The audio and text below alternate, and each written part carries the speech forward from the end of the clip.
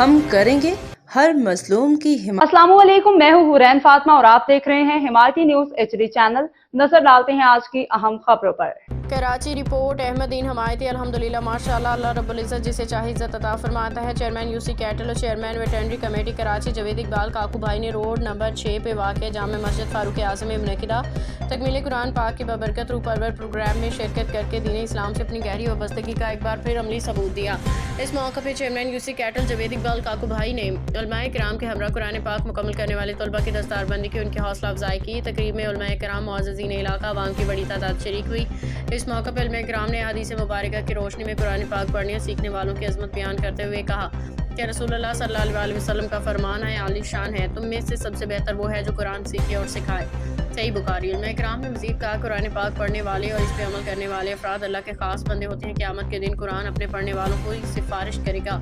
شرکا نے اس موقع پہ کہا کہ جاوید اقبال کاکو بھائی ہمیشہ دینی محفل، مدارس اور علماء کرام کے صف اول میں نظر آتے ہیں۔ علاقہ کے مطابق پورے کراچی شہر میں شاید وہ واحد UC چیئرمین ہیں جنہیں اللہ رب العزت نے دنیاوی دینی دونوں حوالوں سے عزت و وقار عطا فرمایا ہے۔ شرکا نے اس بات پہ اللہ تعالیٰ کا شکر ادا کیا کہ چیئرمین جاوید اقبال کاکو بھائی آج بھی تکمیل قرآن پاک کے پروگرام میں علماء کرام کے شانہ بشانہ کھڑے نظر آئے، جو ان کی عاجزی، دینی سوچ اور خدمت دین کا واضح ثبوت ہے۔